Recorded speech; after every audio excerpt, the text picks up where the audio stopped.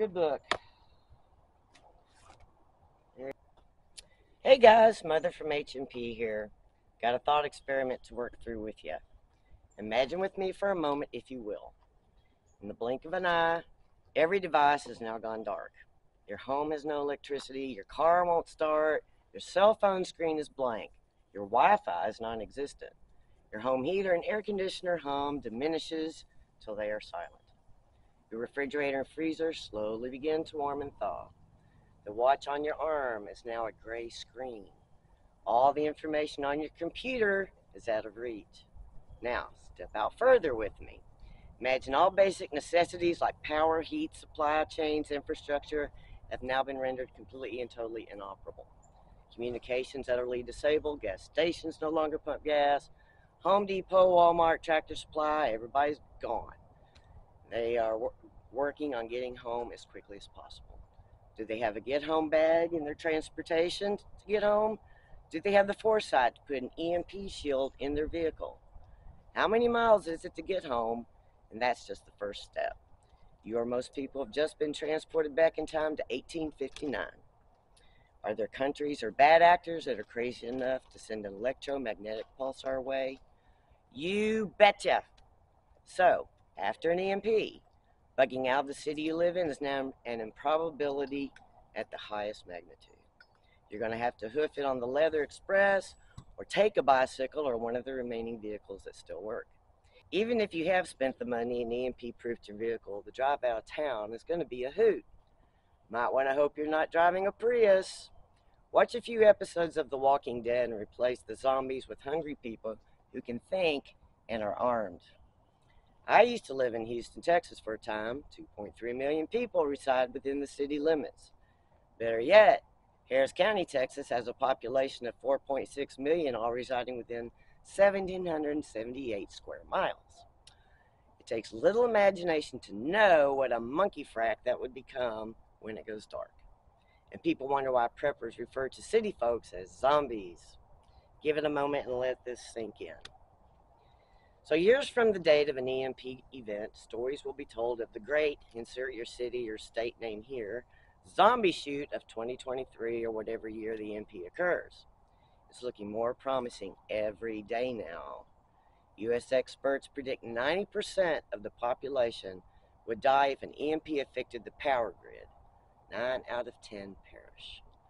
Show me someone who likes those odds, and I will show you the man in charge of the Cheyenne Mountain Complex.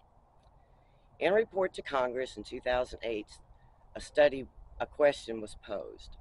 What would happen to society following an EMP event that took down the electrical grid for a year or two? James Woolsey, the former CIA director, laid it out. There are two estimates on how many people would die from hunger, starvation, lack of water, and social disruption. Woolsey's direct quote, Estimate 1, within a year, 2/3 of the population would die. The other estimate, within a year or so, 90% would die. This is total devastation, not just a catastrophe. End of his quote. So I got some news for you.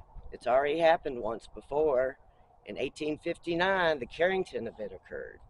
A solar storm hit Earth and messed up the telegraph lines in a pre-electric grid era. In 1921, another event occurred smaller than the Carrington. Then in 1989, the entire Quebec, Canada grid collapsed in 93 sections. 6 million without power for 10 hours. Cost estimates range from $1 billion up to $2 billion to fix and repair transformers and the grid. The equipment damage was considered minor for the event. Its power about 1/10 the size of the 1921 event and about 1/3 the intensity of the Carrington event. Now these were solar storms which varied in intensity. And again in 2003, a very low-level event occurred in South Africa.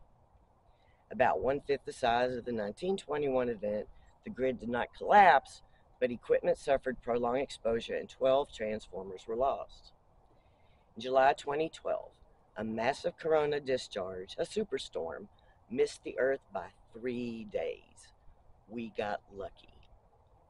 The USA has about 200 critical transformers which need to be protected at a cost of about $100,000 each to EMP-proof them.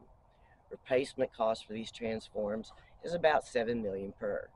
But the real problem is that they're not stockpiled, but rather built to order by factories that have power. No power, no new transformers, right? So this is not science fiction, but rather fact. All the experts agree it's only a matter of time. How much time? Experts find on average that there is a 4% chance of at least one severe solar storm per year, and a 0.7% chance of a Carrington-class storm per year. So, preppers will prep, werewolves will stock ammo, and zombies will keep their heads in the sand. Is the U.S. infrastructure hardened against an EMP? No. We have started to harden it, but it'll take years, if not decades, before the grid is hardened to withstand an EMP or massive solar ejection. Now that's just considering Mother Nature and the sun. There are other considerations to take into account that can cause an EMP or its equivalent. With the current war in Europe and Uncle Sam adding fuel to the fire that's currently raging, well, every time I've tossed gas on a fire, one thing happened. Whoosh! So, it may well be just a matter of time before someone lets the big one rip. Now, this does not have to be a nuke that spews radiation all over the world, but it can be. What about the bombs that generate an EMP that don't irradiate? Have you given any idea or thought to how your life would be without electricity? Well, there's also HPMs, or high-power microwave E-bombs. It's speculated that the USA has them, and most likely Russia and China and North Korea. Okay, so back in the day, September 2001, the magazine Popular Mechanics published an article on flux compression generator bombs, FCGs, which date back to the 1950s. Well, let's just say SHTF would fall upon your butt so fast your head would spin if one ripped off. The solution? Don't live in the cities. Have a power plan. Gas generators will most likely not be affected since there's little electronics in them. A solar panel system with critical components either EMP-proofed or stored in Faraday bags, as well as having your radios and such electronics you'd like to preserve and remain working safely tucked away in a Faraday bag. And get the book 1 second after. Read it. Learn something from it. So please, start your journey now if you have not already begun, by smashing that like and subscribe button below. I got miles to go before I sleep.